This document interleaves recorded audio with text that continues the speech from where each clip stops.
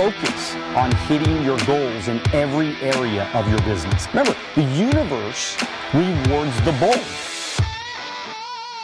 A leader has to take the risks.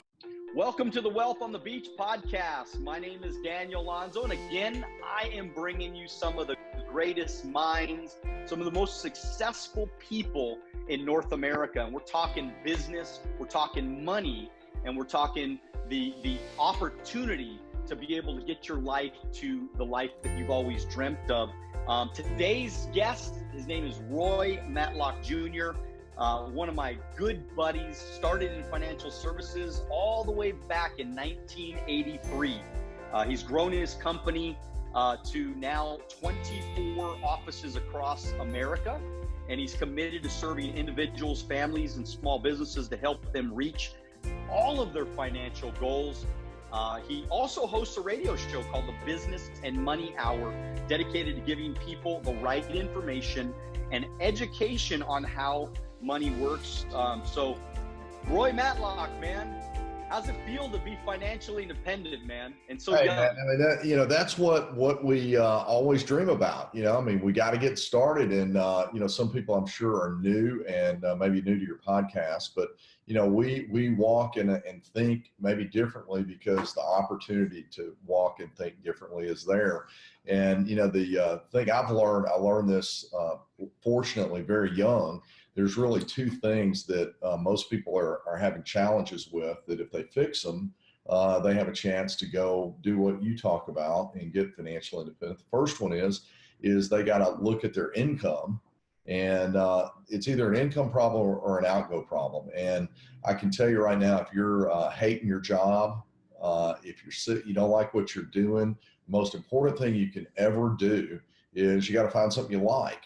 Because once you find something you like, then you're never working ever again. And so you're having fun. And when you have fun doing things, you do a lot of it, and then you become an expert. So now you've eliminated the financial income problem because you're doing something you like. It's fun, and you become an expert in it. And I had a guy tell me this. He said, if you can do a couple things right, it says find the right mate and find the right something you love doing before you're 30. Then the rest of your life, you're going to be a happy camper because you've got, you wake up every day and it's fun. And then the second thing, of course, handling your money. So I've always, my radio show, that's what I talk about. It's one of two things you got to fix, or you may need to fix one of them, may need to fix both of them, but you got to work on your income, find something you love. And number two, when you get that money coming in, figure out how to have less going out than you have coming in, and then, hey, life is good. So that's love it, man. Hey, Roy, look, man, me and you have known each other for a long, long time now, and we've been in business together for a long, long time. And I want to get to know you on a deeper level. Like, and there's a lot of people that know you, but they don't know your story. And so I really want to know, like, what was it like growing up, Roy Matlock Jr., man? Where'd you grow up? What was your parents like? What did your parents do? What was your childhood like, man? Tell us a little bit about that. So I'm from Nashville, and I've been in Nashville my whole life. And Nashville is just a booming town. I mean, if you've never been to Nashville, you need to come to Nashville. Nashville's fun. But anyway, I grew up in a self-employed family. My dad was in the Navy and became a welder in the Navy and worked on aircraft carriers. And he got out of the Navy and he went to work went to work for a company. About a week later, him and the boss got in a fight, and he said, you know what, I'm never going to work for anybody. And he opened up a welding shop. And interesting story about the welding shop. The welding shop, he would just go out, anything back in those days. He was born in 1924. So back in those days, in the 40s, he would go around to business. My grandfather was a sign painter. And back then, he actually he painted billboards, like, you see the old cigarette, billboards and stuff like that. He would hand paint those things, the billboards. And he told my dad one day, he said, what you need to do is put your suit on, get you a nice pressed shirt. And he said, a couple days a week, go out there and knock on doors and talk to people and find you some business. Now, once you found that business, take your suit off and put your work clothes on and go fix go do what you say. And so he did that. And then what happened which was kind of, it really tells the story. He, back during the rationing of the war, he knocked on a company's door called Southern Candy Company. Nobody knows that much about Southern Candy, but they make a thing called Goo Goo bars, Goo Goo clusters. And so Southern Candy had all of this equipment, and the equipment ended up being broke down. They couldn't get parts. And so my dad walked in, and the guy that was the owner of the company, he says, look, he says, and my dad said, I can fix anything. And so what he did, he went in there, and they had a whole warehouse full of stuff that wouldn't work. And so he went and did that, fixed it all up. And then one day the guy called him up and says, our candy is melting, all right, when we take it places. Is there something could you build us a truck body with a refrigeration unit on it? So my dad manufactured a truck body and put a refrigeration unit on it. And the next thing you know, he opened up a company that manufactured semi-trailers all the way, like from start to finish, had about 400 employees. And the thing about it was, when I grew up, he was always learning. He was always reading. But he didn't have the reading sense that, or the learning the way people think you have to learn. He dropped out of high school in the 10th grade and went into the military. All right. And I guess that was what he had. And then what he did is he self-taught all throughout, eventually sold the company to his biggest customer. And it's a company called United Van Lines, which you've seen them all over the country. So United Van Lines bought semi-trailers and international harvester trucks, all that kind of stuff. And he sold it to them. And then he took the money and he built about 30 or 35 houses and paid cash for them. And that was their retirement income. And he sold it about the same time that I got started in the business. So I grew up in a self-employed family. So I'm hearing all that. I mean, what an awesome story, man. Yeah. I mean, that is so cool to hear that about what your dad did.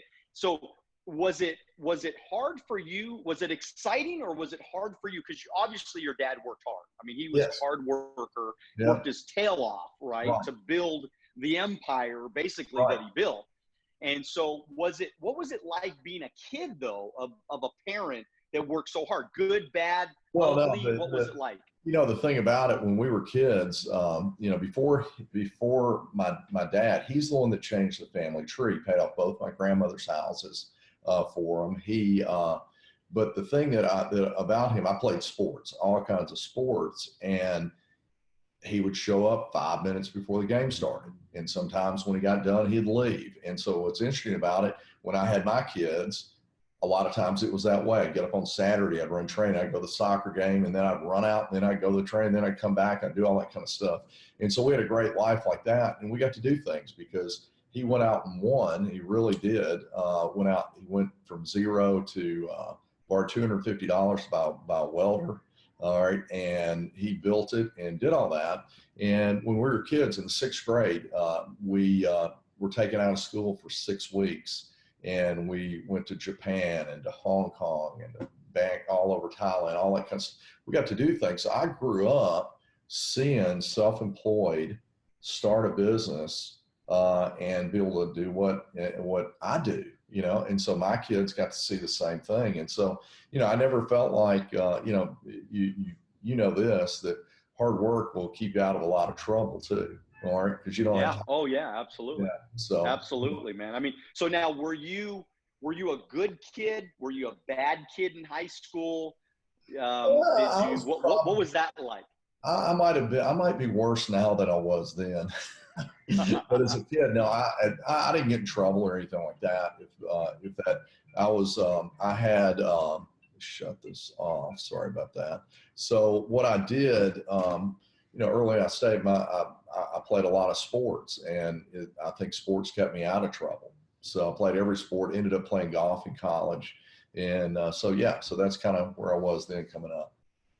So, and so golf, I mean, you're an incredible golfer, man. I mean, we played a few times, and I really don't like playing with you very much, but only because you're just too damn good, man. So, but anyways, so what was it, sports though, that, like, looking back, I mean, you always played sports.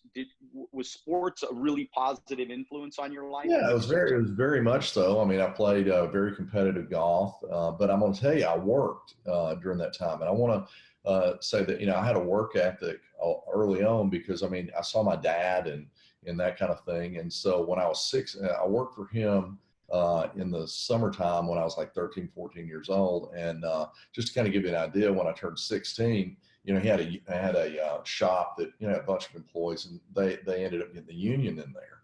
And so I would cross the picket line, drive up, have to sweep this is like 16, 17 years old. I'm learning, you got to sweep the nails out of the way, so you can drive in and do stuff like that. But then I got a job working for the newspaper. And this will kind of tell you the story. So the Tennessean newspaper had a collector's job, bill collector, paying the bill. And so I had a buddy of mine, he says, man, he says, I got this job down here collecting delinquent paper bills. And I said, all right. And at that time, it was $1.60 an hour for a minimum wage. And they say they pay minimum wage and 10% of what you collect. And I'm like, have they got another job like that? And I'm like, he's like, yeah. He says, so he lasted about a week when he had to knock on doors. I go down there, I'm 16, 17 years old. And they say, look, you get 10% what you collect. And so I'm like, wow. So I went out on a Saturday at 16 and collected $1,000 one Saturday. I'm out there just going wide up at $100 plus minimum wage $1.60. And so then what happened? They had these envelopes. And in these envelopes, if the people mailed in, so if I got there and they weren't there, I could put a bag on their door and put an envelope in it. And if they mailed it in, I would get paid. Well, then what happened is nobody's mailing it in. And so my dad said to me, he says, you need to write him a letter. All right.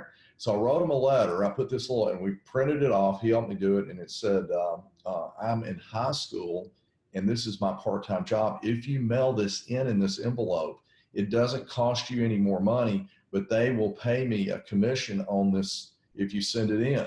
So next thing you know, every time I knocked on the door, guess what happened? If they weren't there, I left it on the front door. And then I'd come into that, and you know what happened? People started mailing money in. And I was like, great. And so that was my first understanding of direct mail. And I go back to that. My dad had his own printing press, and he sold semi-trailers coast to coast. And he did it almost exclusively with direct mail, very detailed brochures. And then he did it on the phone. So he did direct mail, telemarketing. And so from my standpoint, I was like, so he taught me direct mail as a Yeah. So anyway, so that's how I got started. That's awesome, man. That is awesome. Yeah. And so tell me a little bit about, so how are you recruited into the financial industry?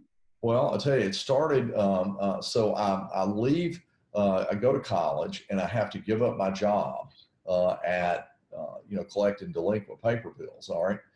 And I was making money at doing that.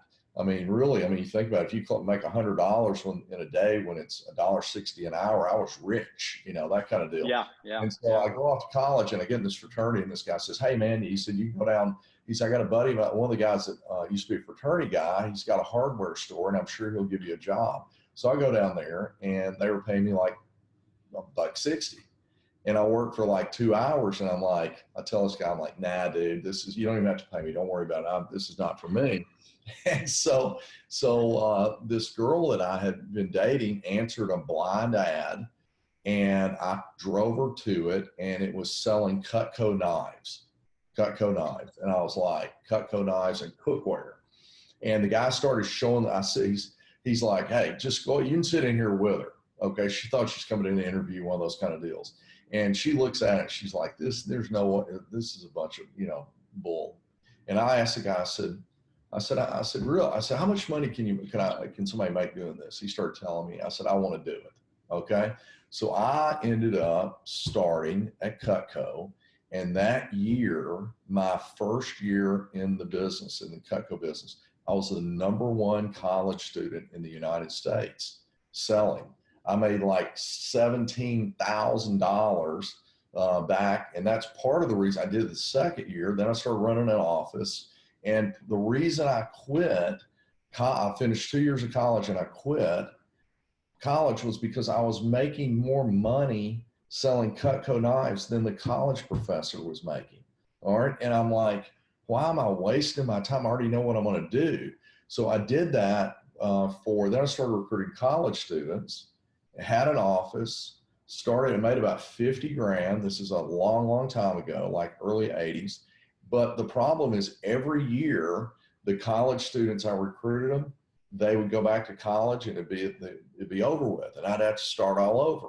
And so I had a guy in Knoxville that I had an office up there, and this guy says to me, tries to recruit me, okay, and at the time in the financial services business. And the only reason I went to find out about it was because I was thinking I was going to recruit him into doing what I'm doing, and I saw it, and I'm like, this is what I'm looking for. It's got recurring income. I can actually bring people in that stay with it, so I built a legitimate business. And so I did that on a part-time basis for about 1.5 years. And then in 1986, I started full-time in financial services. And at that time, I made $33,000, which was pretty good in 1986. And so from then on, 10 years later, I made $1 million doing it. So, wow. I learned things, the Cutco knife stuff. I learned how to close, how to go in and talk to people. I learned how to ask for money. I learned how to get referrals. I learned how to do, talk to people I didn't know. All right. So I started doing that. And then, but I started, and what happened to me, I said, I can't take 6 weeks off like my dad did. All right. I don't have a real business. I've got a temporary business with that. And I can't do what my dad, it didn't take me long to figure out that he lived different than I was going to be living, doing what I was doing. And so, but then I saw the financial services business, and I thought, you know what, I can live the way he's been able to live and do it on my own. And age 35, I was pretty much done, and financially. And so as a result, I've lived the same life that, he was able to show me. So I had a picture. Interesting thing about it, my brother's self-employed, been doing his own thing for, 20, 30 years, something like that too. So we grew up like that. Yeah, it's amazing how the influence we have on our kids. Right. And it's just so important that, because a lot of times, parents don't realize, when they come home at night and they pop open a beer and they sit and watch TV for 8 hours, how that affects their kids. Well, you think it doesn't affect them, but it does. They're watching all the time. That's it. They're watching you. And so whether it's your kids or whether it's your team, whether it's the people that you're surrounding yourself with, they're watching you either become successful or not successful. Right. And so I love hearing your story about your dad, because it's just such an awesome example of how generational wealth really is created. Because you are, and even if he, I'm sure he's going to probably leave you some wealth at the end of the day. But the interesting thing about it is that because you're educated when it comes to money and financial and investing and things like that, you're not going to squander it away. Oh, no. You're going to continue to grow that wealth. One of the things my dad always said, and this is, if you really think about what I'm getting ready to say, he always said, you got to always make money while you sleep. And he said, the reason you may have to make money while you sleep is you spend money while you sleep. And so people, what they do, they go through their life and they work 40 hours a week, and they work from 25 to 6 for 40 hours. So if you don't get your income up, and you're running that gig, then you're working 40 hours a week for 40 years, but you're paying for 168 hours a week for your whole life. And as a result, if you don't get recurring income, if you don't get investment income and stuff like that. So my father passed away 5 years ago. All right. And so my mother's still she's 96, she's still living. And so I was one of the youngest. I've got 3 older sisters. But my father's account, and guys, this is not selling investments or anything like that, but I've shown people, I said, my dad's account is up $1 million since he died.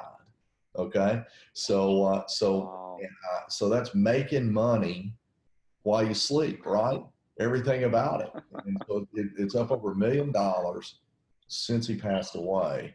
And so anyway, it's exciting when you learn, the two skill sets you got to have, and one of them, and there's a lot of things that go along with it, but you got to learn how to raise your income, and that's, you got to be more valuable. You got to know more, you got to do more. And then the other things, you got to figure out what to do once you get that money, so you don't end up blowing through all of it and not having anything.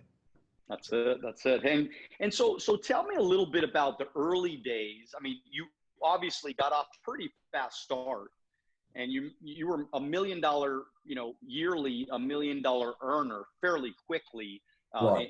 for most people's standards. But there probably was some challenges. I know I had challenges, man. I know I had shit I had to overcome. I had low self-esteem. I was a young punk kid. I just didn't see myself as that successful person. And I mean, what sort of challenges did you have to overcome in your journey to I'll success? tell you, I'll give you an example. When, when you're newly married and you don't understand money and all that kind of stuff. And even when I first got in financial services business, I didn't understand how to handle my money. I understood kind of product and stuff like that, where now I can give people real advice. But went out and did all the stupid things you do. I bought a house I couldn't afford. I bought two new cars, that kind of thing, thinking that, hey, this business is just going to explode. Well, to kind of give you an idea, I went full time in 1986 and made 33,000. Well, 7 years later, I was only making 50,000. All right. Now I made more money every year, but I went out and got myself in a mess. I'll never forget. I got behind on my house payment. I got behind on my car payments, and I'd wake up in the middle of the night if I heard something. I thought somebody's coming to get my car, and stuff like that. And I finally, I made a decision. I said, first thing I'm going to do, if I ever get out of this mess, I'm never going back there again. And so I ended up getting the cars paid down enough to where I could get rid of them. And I got rid of two nice cars and bought two used VW diesel Rabbits that got 50 miles a gallon of. But what I did, I had a $600, like $617 a month car payment for the two new ones. Well, I kept that $617, but the only difference was I paid off two cars, and I got rid of my car payments in about 9 months or something like that. And then I got rid of the house, was able to get out of it, okay, and got a less expensive house. And the next thing you know, I started saving $600 a month. All right, because I was out and didn't have the car payments, didn't have the big house payment. And then I kept trying to innovate, try to do things different, learn more, read more, do things like that. And then one day I recruited a guy by the name of Dave Ramsey. And so I go recruit Dave Ramsey. He's one of my agents, and he was a real estate agent, and we became close friends. And the next thing you know, he goes bankrupt. He's struggling. He was in the real estate doing this kind of stuff. And we had one of the ladies in my office, she said, that radio show we always talked about, the radio show is always, I don't know why I can't keep this thing off. So that radio show that we always talked about, hold on guys, sorry about this, it's bad. Anyway, that radio show we talked about all the time that they gave bad advice, she says, you should do that radio show and you would be better at it. And I'm like, I thought about it. So let me stop you real quick. Is this the David Ramsey that we see on the show? He has his own show on cable and all this stuff like that. So that's the Dave Ramsey. Yeah, the guy that I taught him how to do stuff, that guy. Okay. Exactly. Exactly. I just want to make sure everybody knows. So we end up, next thing you know, he's, of course, in real estate, and he also had gone through bankruptcy. He was in my wedding, and she said that. And then one day that radio show went off the air, and I called him up. I said, this place, this guy's gone off the air. We should do a radio show. All right. And I said, you can talk about getting out of debt and real estate, and I can talk about investments and all that kind of stuff. And so we get in the car, we drive down to the station and talk to the station manager. The radio station was in bankruptcy. And gave him the idea, and we said to him, and you don't have to pay us.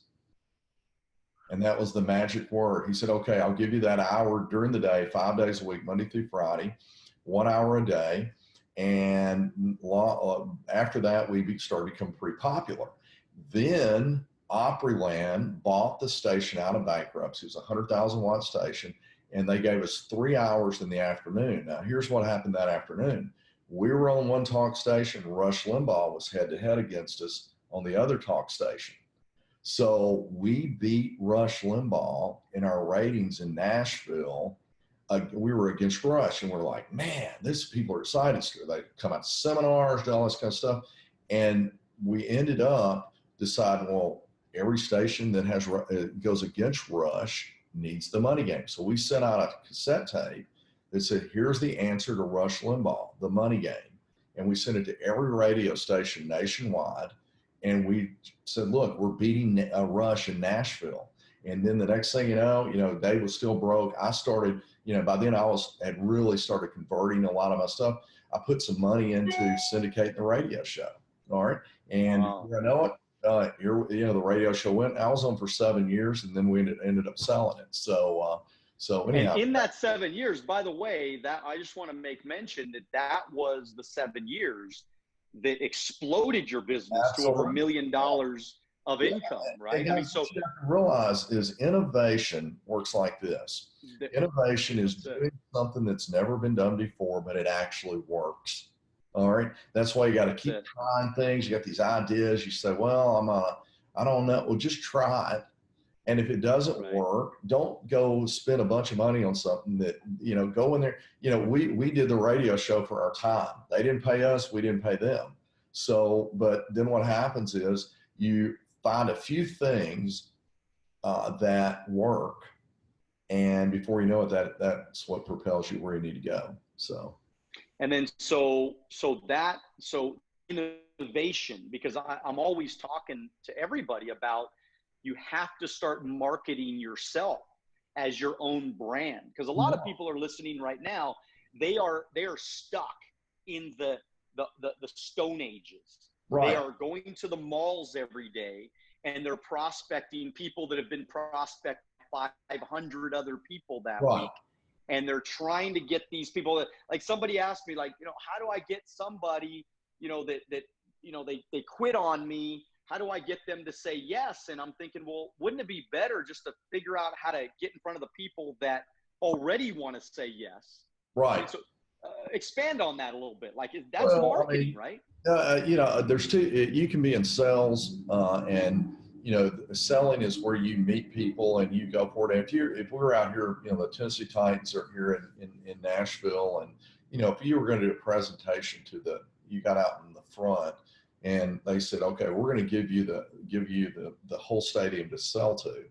Well, there's about 6% of the people that, if you're selling cars, real estate, insurance, about whatever it is, that are ready at this point, and they are your prospects. There's generally, if you take a big mass audience, there's 20% of the population. They're at the low end of the economic spectrum. They're never going to make any money.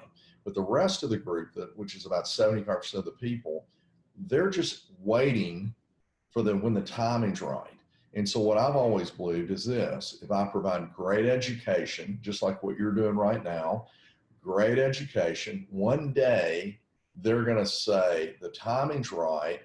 Who should I talk to? Let's talk to that Alonzo guy that's been teaching me all these years. I want to start a business. I want to go in business with him, or I want to have him handle money. And that's why what I've done, I do the podcast, I do the radio, I do all those kind of things, this kind of stuff. I've always been promoting myself, but I've always been doing it in the form of very educational, give way more, in content and education than most people would expect to get. But then what happens is I have this referral business. I never get no's hard. It's just, because I never talk to people that hadn't been marketed to. So, yeah. That's it. And so that I think is the mistake, even on social media today. The mistake is people get on there and all they're doing is trying to sell you something. versus trying to provide value to you. Like, Well, just give away the value for free. Eventually, people are going to want to reciprocate that. It's called the law of reciprocation. They're going to want to reciprocate to you. And if that person doesn't, that's okay. Somebody else will. well, you know, the thing that I've always believed is that you know, Jay Abraham, if you've ever listened to Jay, I'm sure you have. Jay always used to say, you become the obvious choice in their purchase decision because you provided them so much value that they're like, who should I do this with? Well, it's very simple. You do it with a person that's been providing all that value. And so I've always built my business around that. I built it totally around providing great content. You know, today on social media, I see that all the time. People are like, here's this, here's this, here's this. And what you want to do, and I always explain it like this with my hands, if you push towards somebody, they resist. If you pull, they come towards you. And I always try to do it that way. And, you know, the world today is, there's too many choices out there. So people are going to, you know, one of the things that is interesting about social media and Google, you know, Google and Facebook and now Instagram, all these different ones, what they did was they broke the code. And here's how they broke the code. You know, newspapers used to, and television, what do? They have to pay people in order to get news. All right. They have to pay writers. They have to do all this kind of stuff. And what Google and Facebook said is this: we're going to give you a platform, but you got to provide the content. And if you provide the content, we're going to put you at the top of the page because you're providing good content. So if you want to be at the top of Google, Google says, hey, give us the answers to all of the questions that people ask. And if you get the answer, we'll put you at the top, and then they'll see you and then they'll buy from you. And the same thing with Facebook, all right, and Instagram. And that's really what people need to understand in this world. Provide the content, and that's how you really get social media going. So now, as far as like when, you know, was there a time, because I know obviously eventually the radio show went away. Right. I mean, right. as far as, you know, that kind of time in your life, tell us a little bit about, I mean, was there struggles? Was there challenges? Was there any, you know, tell us a little bit about what it takes to go through. Look, this is the question. What does it take to go through adversity, man? When we go through adversity, people go through it, but they fold like cheap tents, man. How do we get through adversity? You know, so when Dave and I split, just to make it very brief, he didn't really honor his commitments, and in not honoring those commitments, it damaged me. And I look back at it, and it was, you know, I was young, and I probably today would have never let some of the things happen that happened. But at that point, I started looking. I said, you know, I had a great idea, and I put it together. There's more great ideas in my life than one.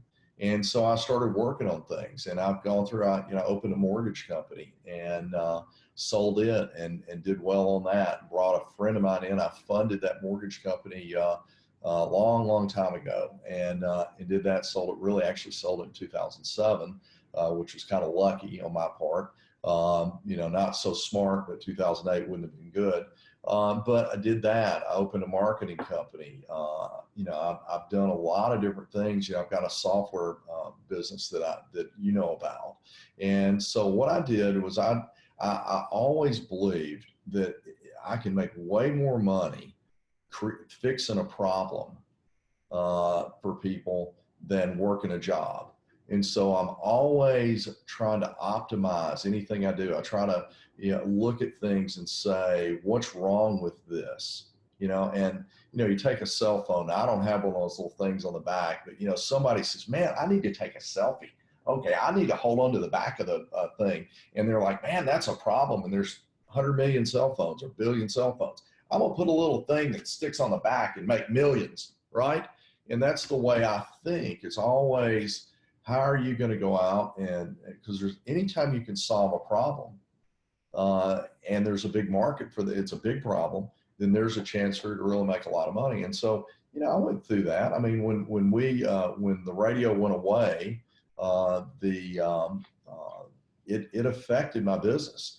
But what I did is I became great I created a CRM And I started looking, I said, well, I don't have all of this inbound stuff happening like it used to, but I've got 40,000 accounts.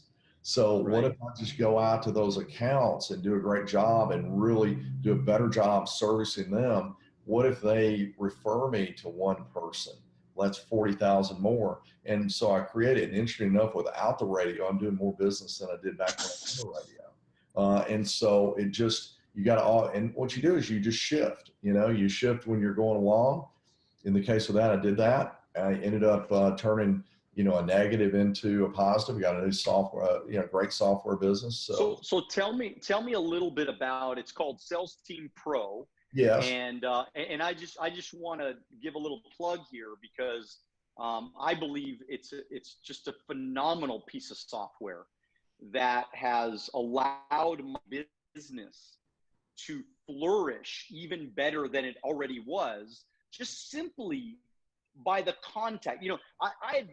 Obviously I have, tens of thousands of clients, and I've always thought in my mind, like, how do I, because I'd always, we had handwritten notes, birthday cards to all our people. I mean, we always try to provide value. We all, we send out the brochure every year to all of our clients. We'd send out like a little brochure and just let them know that we're here. Let them know that we're thinking about them. Let them know that we care. But one of the worst problems in our business and most businesses is the fact that there's no, like, once I sell you, I won't see you for another 10 years. I mean, you don't even know that I'm there. And then I would go see clients 5 years later and they're like, where the heck you been? Like, I don't even know where you've been. And so now this piece of software allows my staff, instead of having to write those handwritten note cards, to send out emails. Right. Like, I don't even know how many times a year. You could probably explain it, but I mean, it sends out emails to my clients all the time. So now my clients know that I'm alive, that I care about them. So could you kind of expand on that a little bit? How does it work? Here's what I would tell anybody right now. Back if you don't have a system for your database, then you're going to get left behind. I started really digging into this. I bought some stock in AOL. All right, and they used to send out all these, and I didn't really understand the internet, but I thought, man, one day if I could just push a button and the phone rang, that would be what I want. That's my goal. And so back in the early 2005, all the way back to then, I started doing email marketing, all right, before anybody thought about that. And then it's continued, to evolve into that kind of thing. But what you're going to find with all of any business you're in, people, you hear this all the time. They say, yeah, I've never heard from my person. All right. And I used to, in the insurance business, they would say things like, well, they were giving me kind of an objection. Well, my insurance agent is one of my friends. And I'm like, really? I said, well, I've been doing this for a long time. What's his name? Or what's her name? And they would say, they didn't remember the name. They were just giving me a stall. And so from my perspective, I thought, what if I could do something that did everything I was supposed to do, but I didn't have to do it? And what that means is that, we can either leverage ourselves through people, through technology, whatever it is. Well, from my standpoint, I wanted to automate anything that was repetitive but needed.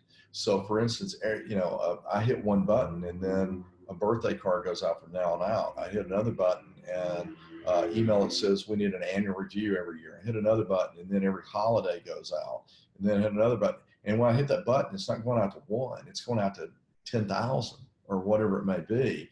And so I would tell you, whatever business you're in, you need to understand that your database provides you your existing current income if they're buying, and all the referrals that can come from it. The most important thing you do is develop a business of referrals. I mean, they buy quicker, they buy larger, they have less resistance, all that kind of stuff, because you're walking in as a trusted advisor from the friend. And, I had a situation over Christmas. One of the guys that has been investing money with me for a long time, the market was way up in 2019. He went over $1 million in his total savings. And I've got most of it. Some of it's his 401k. and he was excited about it. And then he that right during that next week over Christmas, he brought his son in. All right. And I set up an account for his son. Then he brought his daughter who had a new baby and her husband in. I set up an account for them. And I didn't even know the people. They just brought them to me. All right.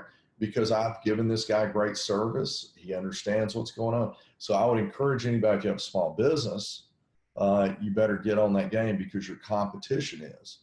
All right. And your competition will start, one of the things that you always got to be aware of is that little 22-year-old guy that understands the internet that's going to come in and take your business. I had a dentist that's a friend of mine, and this is the way he talks. He's a young dentist. He's now he's probably early 30s. And every time I talk to him, he says, man, I'm page 1 on veneers. Okay, I'm page 1 on this. I'm page 1 on this. So you say, what do you mean page 1? Meaning everything his whole mindset is he puts that content out so he's page 1 Google. Okay, so that's how he does. He'll tell me, hey man, I'm page 1 on this, page 1 on this, I'm page 2 on this. So his mindset is that, all right? Because what does everybody do? Oh, I need something. Google it, and he's the guy. That's how he does it. So it's powerful. It's powerful stuff. I mean, just in what you were saying right now, the power of referrals.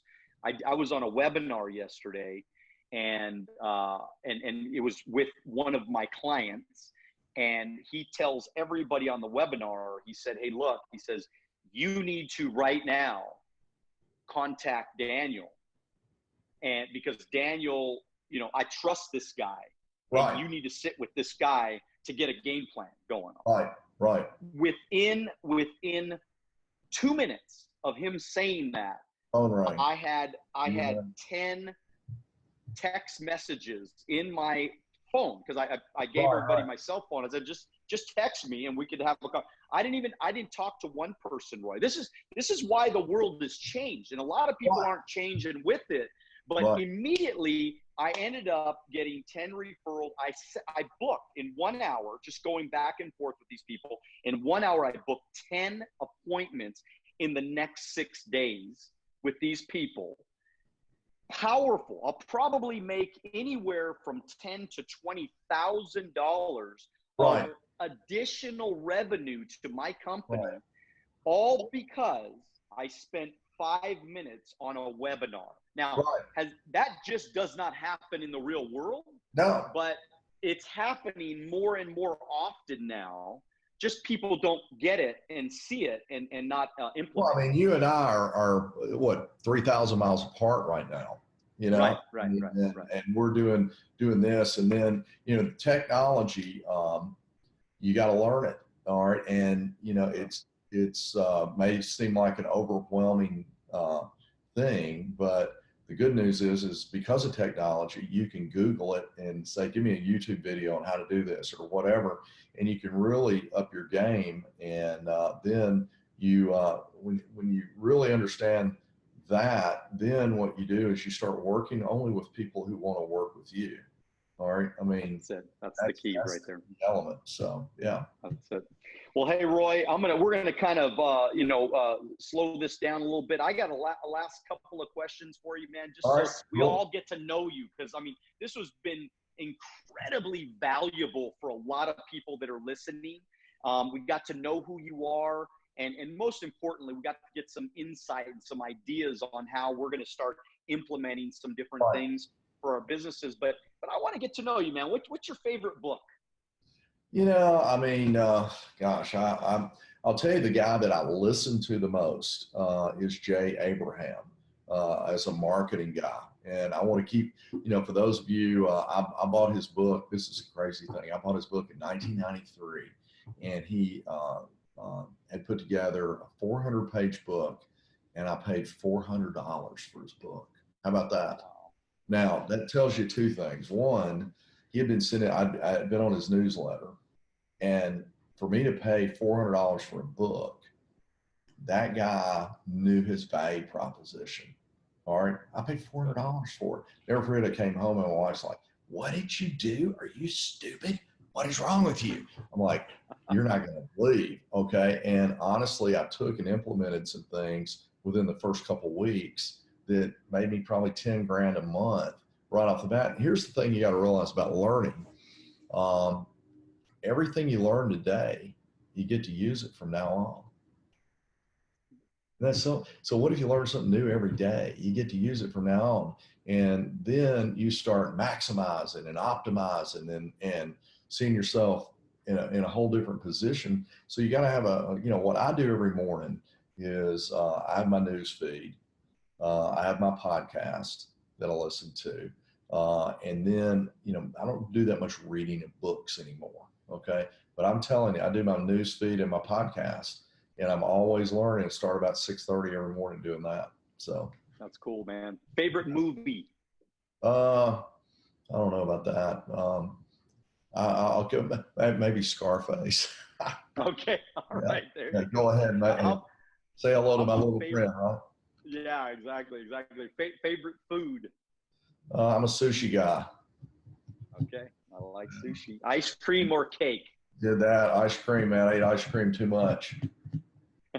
All right. So you're an ice cream guy too. I love it. Love it. Hey, Roy, this has been so valuable, so incredible, man. I can't tell you how much I appreciate you coming on and giving so much value to our audience. And so how does our audience, because our audience is all over the country now, right, and Canada, by the way. Right. And we've had, 70,000+ unique people that are on the podcast now. So we're excited about that. And, but I want people, because there are people out in your area, man, out in Tennessee, and you're all over the place too. So how can they get in touch with you, Roy, if they want to meet you?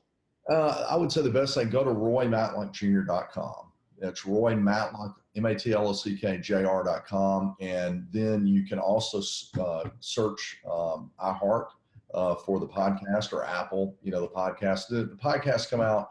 I think I've got 47 or 48 of them right now that are on there. And it'll teach you about the two things I always talk about: how to increase your value and get your income up, and what to do with your money when you get it. So that's what it's all about. Yeah. Well, I want everybody to know to make sure that they subscribe to your Instagram and podcast and radio show. Sure. And I really want to also encourage everybody that if you're in Roy's area, understand that Roy has been financially independent for a very long time. He understands how to win the money game probably better than anybody I know.